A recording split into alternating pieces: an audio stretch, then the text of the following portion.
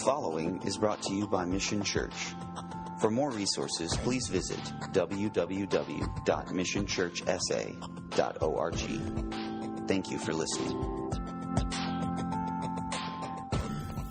I'll tell you what I love about comeback stories like this is that no matter where they come from or what they're about, they all have one thing in common, and that is Jesus. Jesus is the common denominator of every story. And in the Old Testament, we don't see his name spoken outright, but we see a change from darkness to light. We see a change from unrighteousness to righteousness, from evil to good, right? Unholiness to holiness. We see these contrasts. It's the way of man and the way of God, right? The path of this world, the path of heaven. So the path of lawlessness, the path of law. We have all these ways that it's spoken about where there's this tension. And no matter which lens you look through, when you stack up all the precepts and all the rules and all the ways and all the paths under that heading of righteousness or law or holiness, you look at that, you say, yes, that must be good. But then when you compare it to your own life, the only conclusion that you'll come up with is that you and I fall way short of the standard. There's no greater story of the contrast and movement of paths than the story about Good Friday. That's right, Good Friday is this coming Friday. We celebrate every year. It's 3 days before Easter. And on Good Friday, the story actually begins on Thursday night. And Thursday night, Jesus is in a garden. It's called the Garden of Gethsemane. He's there, and he's not out two-stepping on Thursday night like some of us. He's not out with his drinking buddies or playing cards. He's not on a date. Jesus didn't date, as far as I know. I can tell. But he is in this garden with his disciples. He is praying, and his disciples are simply trying to stay awake because they're so weary from ministry. And about an hour or maybe a couple hours before, one of the disciples snuck away. His name was Judas. Now, he had been with them that evening for dinner, but then he goes off and he heads over to these folks known as Pharisees. It's the Jewish leadership council, religious leadership council. And he had struck a deal with them. If I tell you where you can find Jesus, you give me money. So he made some money, and he led the temple guards, the security detail, out to the Garden of Gethsemane to arrest Jesus, where he would go onto an illegal trial. Now, in Acts chapter 2, if you're to look forward past the story, we've got Jesus gone now, and we've got the disciples setting up the church, and Peter, who was there in the Garden of Gethsemane, is now in a very different position, and he is preaching his first sermon. The church, as it is known today, is being born in Acts chapter 2. And as the church is being born, the person who gets to preach is Peter, and he begins to preach. Now, I don't know about you. You may not know much about preaching, but if you have any common sense, you know that the last thing you want to do is make the crowd on your first time mad at you. One of the ways you can make them mad at you is if you indict them of something they're guilty of, right? So that would be a bad idea. A worse idea would be to indict someone of something they did that they didn't actually do. That's even worse, because not only do you offend them, but they think you're stupid, right? All right, so here's what he decides to do on his first sermon. He indicts thousands of people of being guilty of murdering Jesus. Now, I don't know about you, but that doesn't make much sense at all. But this is what he does. And I'm just, being a preacher, I'm beside myself at how he's doing this. In that first sermon, he assigns responsibility to the masses for Jesus' death. And you ask, if you're just a reasonable person, you'll ask, hey, how could he do that? I mean, that's not just an exaggeration. I mean, it's just not true. They're not all responsible for his death. And of course, you're right to say that. They didn't actually do it. And there were probably thousands that were in the crowd that just showed up that day. We know there were people in the crowd that didn't live in Jerusalem. They just showed up. So how could they? They weren't even in town. But throughout the New Testament, the writers, inspired by the Holy Spirit, identify all of us as sinners and even identify us with those who were there that day who shared in responsibility for Jesus' death. So what the Bible's saying is, you look back from a 1,000-foot view, he says that if you were there, you'd have been in one of those groups. I don't know who you are. You may have been born 2,000 years later, but if you were there, you would have been in one of those groups. Which groups, you ask? Well, let's hear the story of Good Friday. First, there was the Pharisees. And now the Pharisees, that wasn't a bad term back then. We think Pharisees, Pharisaical, that's just all negative, but the Pharisees was a champion word. You see, they were under Roman occupation, and they were slipping and sliding down into all kinds of things. That the Romans brought all kinds of evil and immorality, and the Pharisees were helping people return to the Bible. Oh, it wasn't bad. They were the guardians. They're the one group of people who would stand up with boldness in the face of Caesar and say, no, that's not right. They were the conservative resurgence. That was the Pharisees. No one thought bad of them. And it wasn't a bad word. But you see, here's what happens when you put up a leadership class and you treat them as elite. You say, you're great, you're better than us, and they begin to believe, yes, we're great and we're better than you. So when God shows up in the flesh and He begins to undo that notion and begins to tell them that they're wrong, they're so prideful and now steeped in sin in the heart that they reject Jesus. So the Pharisees, when they heard that what they had believed was wrong, they were more committed to their own word and their reputation and everything that they had built up to that point, more committed to that than the truth of God as it was finally revealed. They couldn't accept that they had been wrong. So they wanted to kill him. Next group, Pilate. I mean, this guy, you talk about a guy who's, just got thrown into the mix. He's never gone to synagogue. He didn't listen to Pharisee sermons. He doesn't care. He's a politician. He's basically like the governor of Texas, the equivalent. So he's got this big province that he's over, and he's got someone like a president of the United States figure, Caesar, over him who holds him accountable. He gets thrown into this mix by the Pharisees. Now, the Pharisees wanted to kill Jesus. They took him to an illegal trial after they arrested him. They pronounced him guilty of blasphemy, among other things. But under their law, that deserved death. Well, when they put him in front of Caesar, or in front of Pilate, who's the only one that can oversee a public execution, well, then, of course, he has his laws, which you could say whatever you want. You're not going to get killed. Freedom of speech, it's fine. He can say that.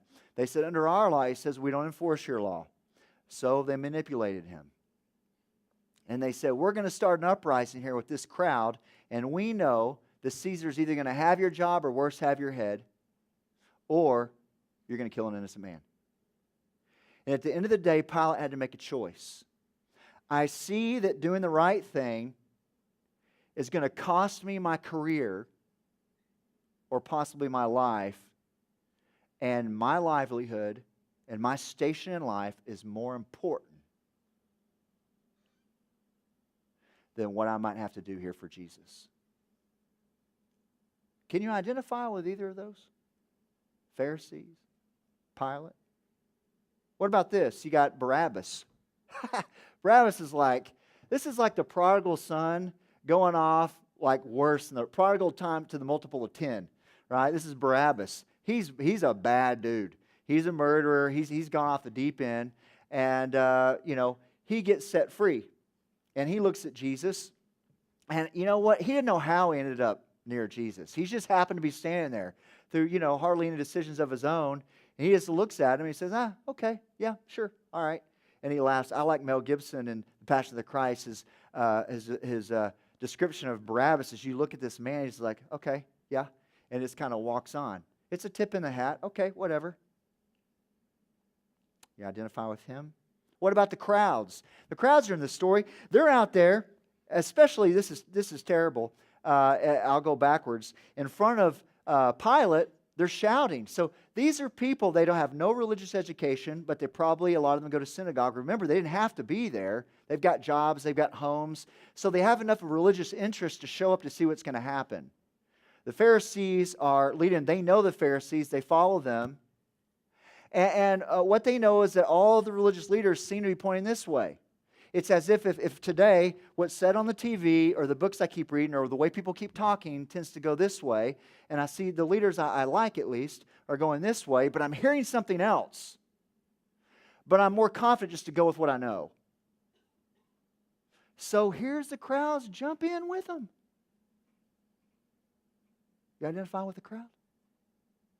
What about this? The disciples were mixing it up. This is the last group, the disciples and the women with them, in the crowds at the illegal trial. Now here, you've got Peter who's really put his reputation on the line with Jesus. I mean, he has gone out there on a limb. I'm this, I'm that, I got this kind of vertical, I can throw a ball this far.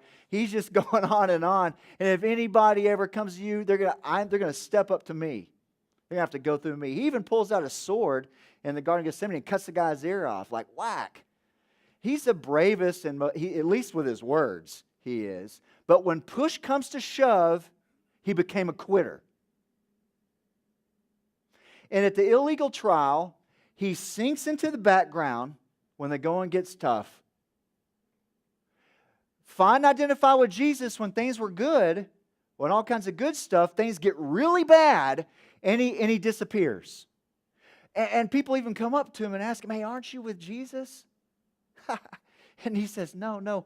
The last one in one of the synoptic gospels describes it this way. It's a girl who speaks to him, and the Hebrew word means little girl, which we assume it's like a teenage girl probably, not a little kid. So you got a teenage girl asking him, and he curses. So literally on the third time, he cusses out a teenage girl and runs.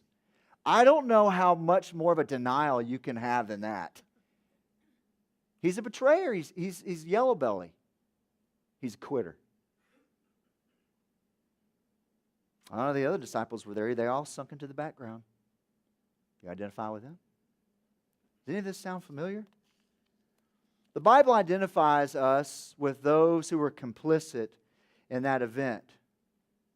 And we've been going through Proverbs and Psalms for about 12 weeks. Mostly Proverbs, some little Psalm in there. But we've got two paths. The paths of the wise, the paths of the foolish. The paths of the righteous, path of the unrighteous. And there at the beginning of the Psalms and all throughout Proverbs, we just got it contrasted. And we saw there that was read for us, it's actually Psalm chapter 1, verses 4 through 6. Just at the beginning, it talks about this path. It says, the unrighteous are like leaves in the wind. I like leaves. But a leaf's not a tree. You see, a tree is planted, and the roots go down, and the deeper the roots go down, the more mature the tree, and the deeper the roots go down, the more it can withstand winds that come. Winds are terrible things, it's a metaphor, stuff in life. Now, a leaf is actually connected to the tree, believe it or not, right? A leaf comes from a tree. It's a derivative of a tree. It's at one time a part of the tree, but it's not yet a tree. So a leaf can separate from the tree, and it's out there. It's like, hey, this is part of the tree. But then the wind comes in, whew, it's gone. In the background, lost in the crowds, maybe thrown in the fire. Who knows where it goes? But that's the path of the unrighteous, it says here. Do you see yourself as unrighteous? Let's jump over into a more well-known story. The Chronicles of Narnia, there's this great series of books and now movies originally written by C.S. Lewis. The first is called The Lion, the Witch, and the Wardrobe. It's my favorite one out of all of them. And many of you have seen the movie if you haven't read the book. In there's a character named Edmund. Now, Edmund has siblings, and they're kind of the stars, the sort that you see them the most in the movie. And he's a typical middle child, thinks differently, whatnot, gets in some conflicts with his siblings. And here you go. I know some of you are middle children. I'm not throwing you under the bus, but the caricature of middle kids, that's Edmund. He really is.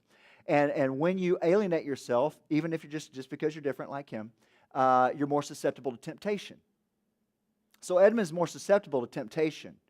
So it's no surprise when this terrible witch, she's the leader of the evil forces in the story, she shows up and she shows him a little sweetie.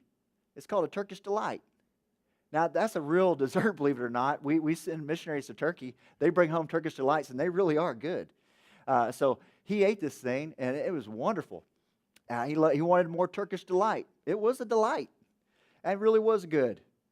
And so to get him, he had to go to her. Well, he had to go and eventually join her side so he could keep up the Turkish delight habit because he liked it so much.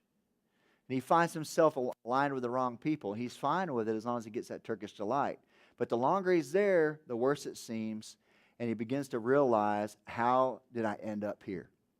And he runs away and rejoins the people that are totally put out with him, his siblings and all their forces there of Narnia, and he is received by them. Now, this wicked woman comes after him and speaks to the leader of the good forces. This is a lion named Aslan.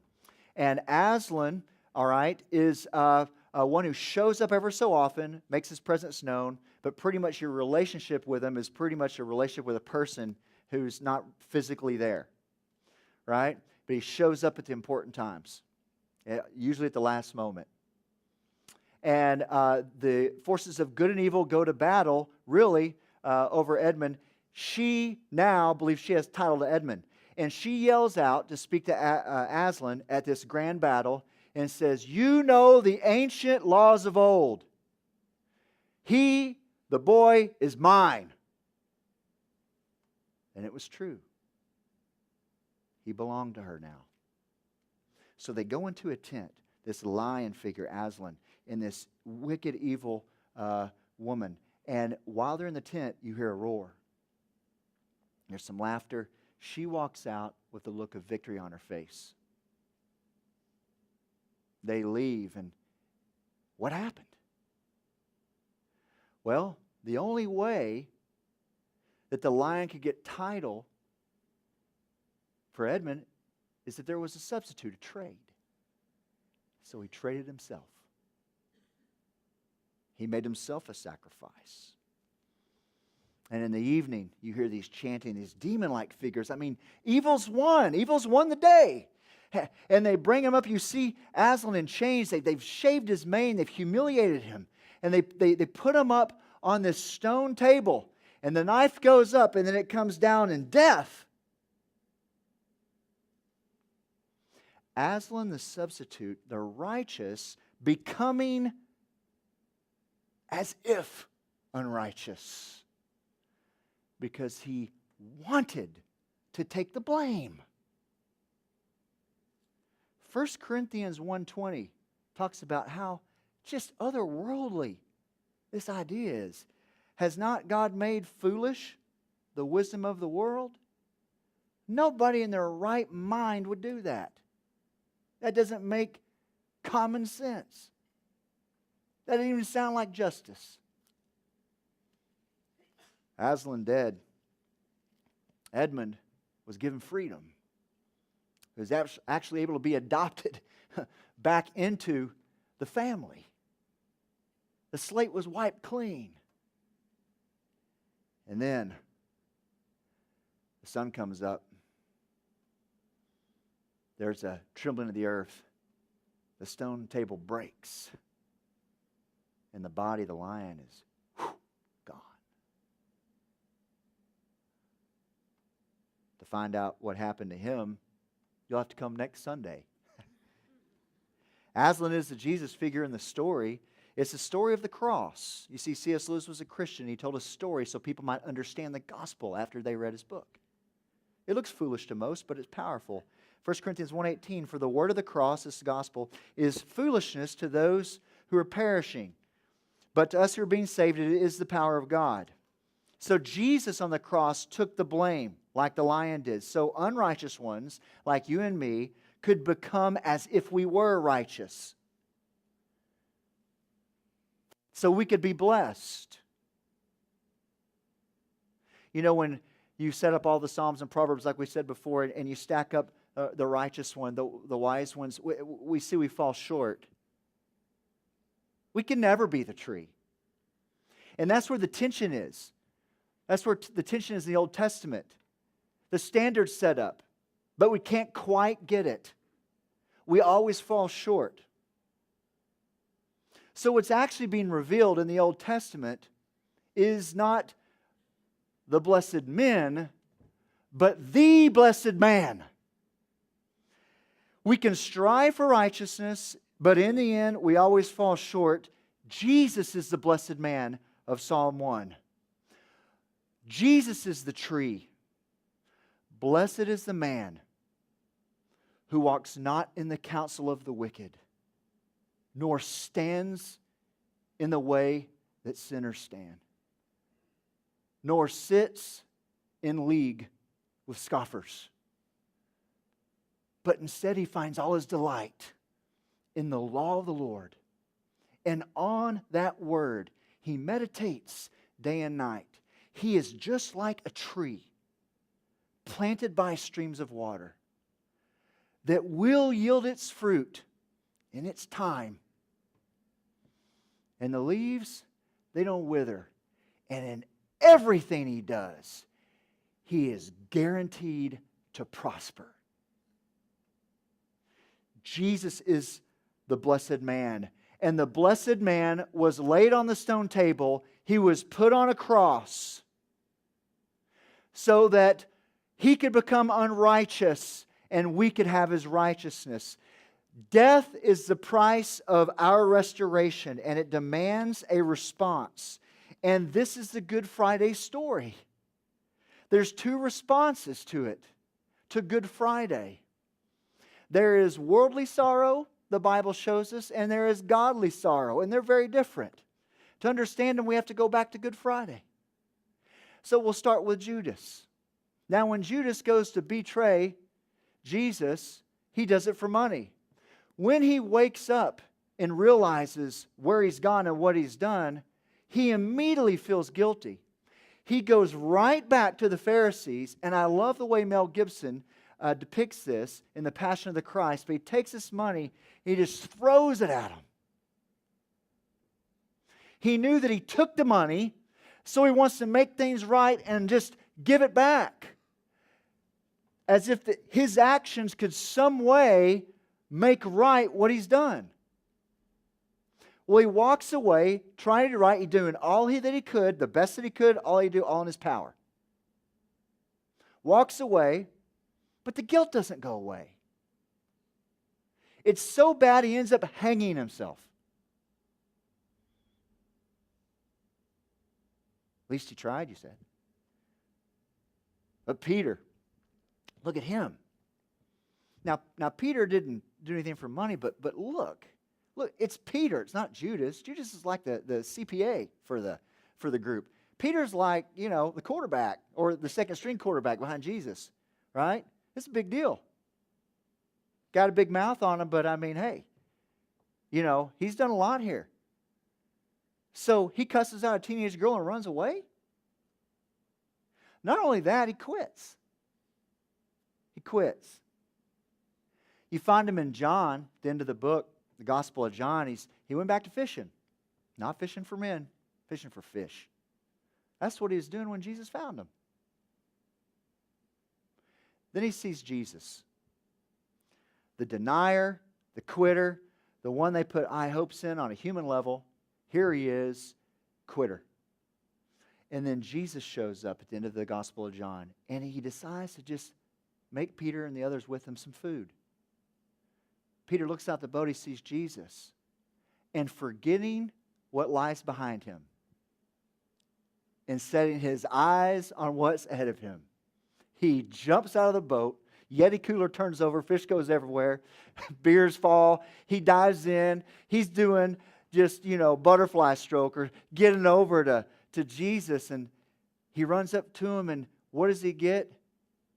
Total and complete restoration.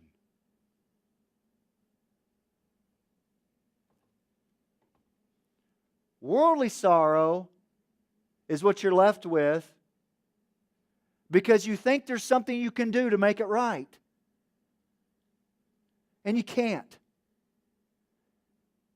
It only assuages the guilt so far.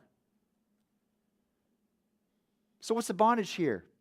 If you're not a follower of Jesus, you have no way to address the big issues in life, like the meaning in your life, knowledge, of the universe, suffering, death itself, and guilt, the big one. Guilt's always the thing that takes you out in the end. It's the one that takes you out 5 years after you did whatever you did. You actually get over what you did, but you don't get over the guilt.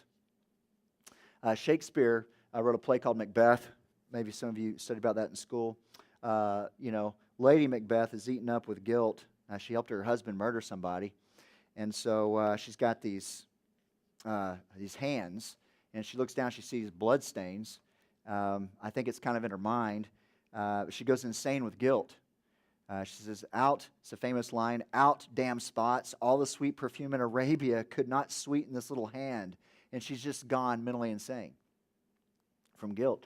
Macbeth turns to his doctor, and this is what he says. It's up here on the screen. Listen to what he asks the doctor. Oh, canst thou not pluck from a memory a rooted sorrow? Guilt. With some sweet oblivious antidote, and cleanse the bosom of that terrible stuff that weighs down the heart? Doc, don't you have like a pain med or some sort of concoction that you can give me and my wife so that I can deal with my past? Not that human solutions aren't helpful, not that they're not necessary sometimes, but this is where he's put his hope.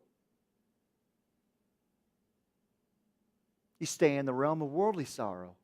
The doctor says there's no such antidote for this disease. In this disease, the patient must minister to herself. And he has so much more wisdom than we have today, this doctor. You can't look to anybody. I don't care how many therapy groups, how many community groups, how many Sundays you go to church, how many notes you take, how many great books you read from the Christian bookstore. I mean, you can feel better because of the empathy of others and, and just because you realize you're normal. But Macbeth's doctor was right. Right as rain. Neither you nor another human can really give freedom from guilt. Why? Because guilt's more than a feeling. Guilt's objective reality. If it was just a feeling, we'd be okay. We can get rid of that. But it's not just a feeling. It's an objective reality that has a feeling attached to it. So with godly sorrow, there's hope put in the restitution of man, and the restitution of man doesn't help. So you stay in your sorrow. But then you got Peter, who's actually really, he didn't even try. See, at least Judas tried. Of course, he thinks his efforts will do something. But Peter knows his efforts are worthless. They're but dirty rags, as Paul would say. So it's when he sees Jesus that he drops everything. It's the opposite of doing something, and he runs to him. This is godly sorrow, which leads to repentance, and repentance means turning and doing a 180 and running to Jesus. It takes no strength. It takes no effort. It takes an awakening that God gives. And then you can find restoration. You can have your own comeback story. And the word restoration, it tells us things we don't want to hear. Mainly two things that most of us don't want to hear. It's one thing to see that you're a sufferer. It's another thing to admit that you need a helper.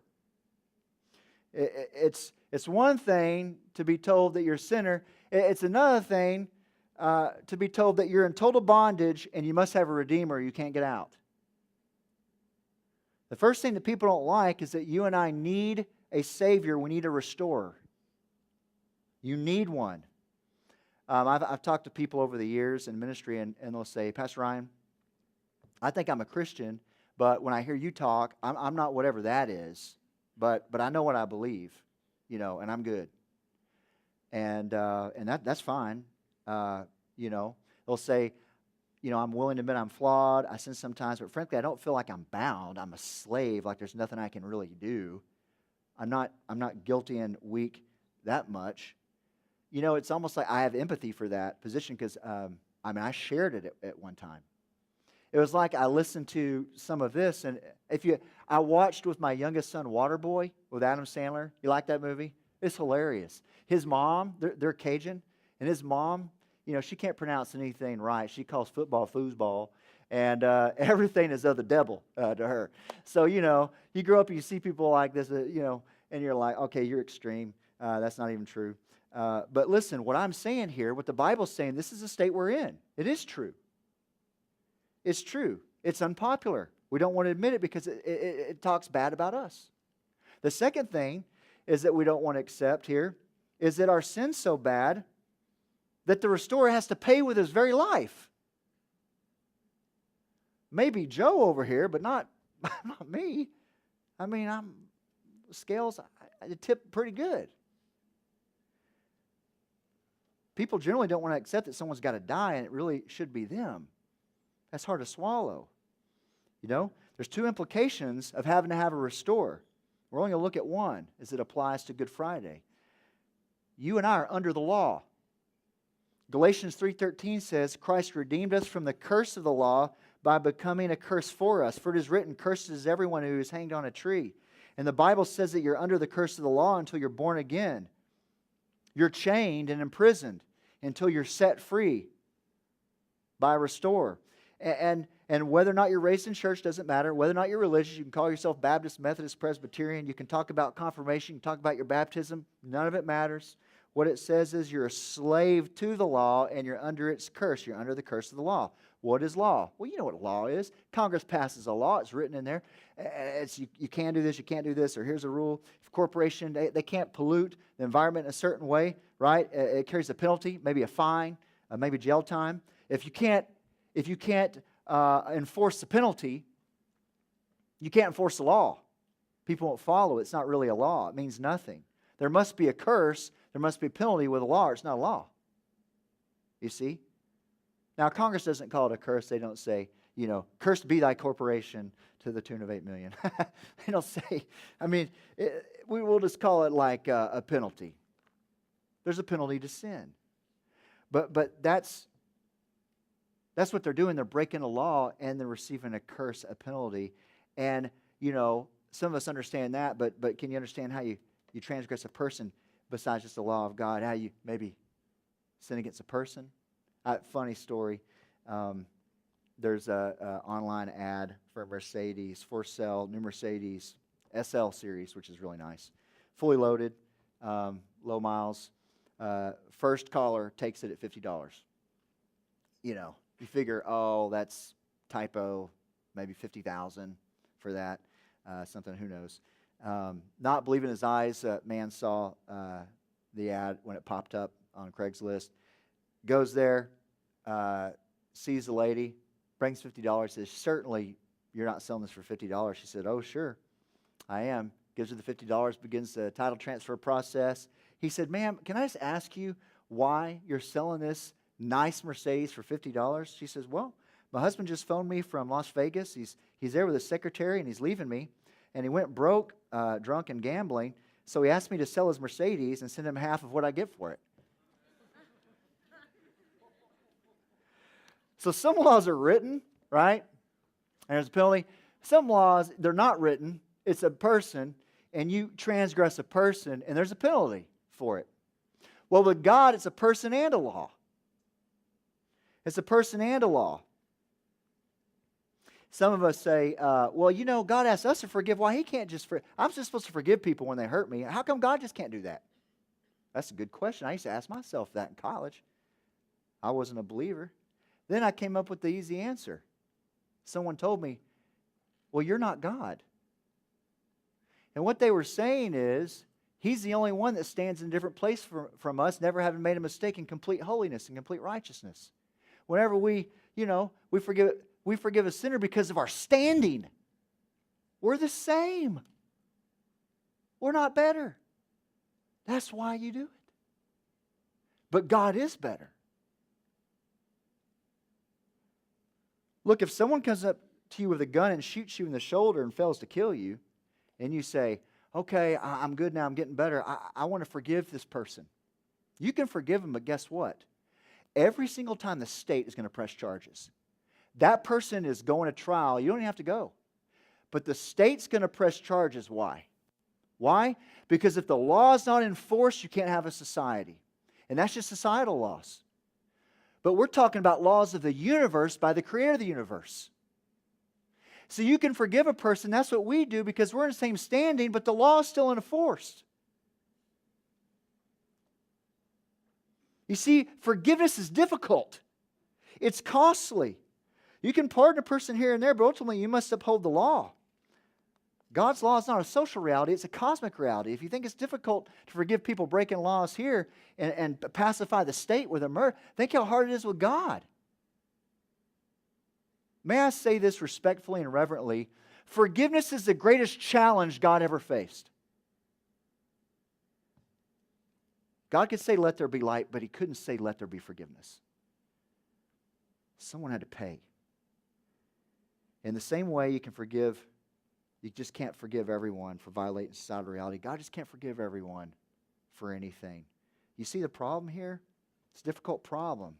And if you don't see the problem, you'll never be transformed by the gospel. It's just be some facts that are religious. It'll be something you wear around your neck.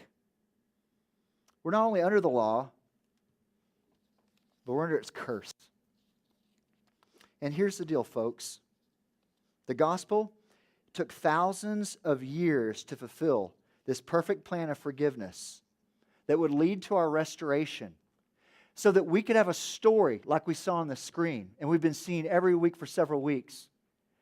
So that we can have a story that's written by Jesus. So the page can turn and there's a new chapter.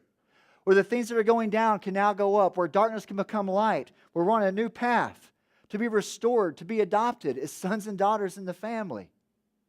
And it was planned thousands of years in advance. And spoken about just for you. But when the fullness of time had come, God sent forth His Son.